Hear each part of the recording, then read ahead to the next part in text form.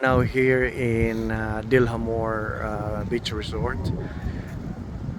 here in Irusin. Napakaganda dito guys, very pristine, napakaganda ng place.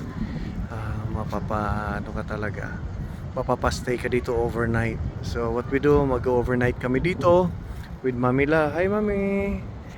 And then pakita, thank you partner Sally sa pag-invite. And yeah, tingnan mo yung place at pakita ko sa inyo yung mga balabundukin. Pero andyan na, nag-aantay na sa amin yung dagat. Yun. And yeah, see you in a few days Manila. Mga business partner, pag ready na kayo, balik tayo dito sa Bicol, sa Sorsogon. Yan.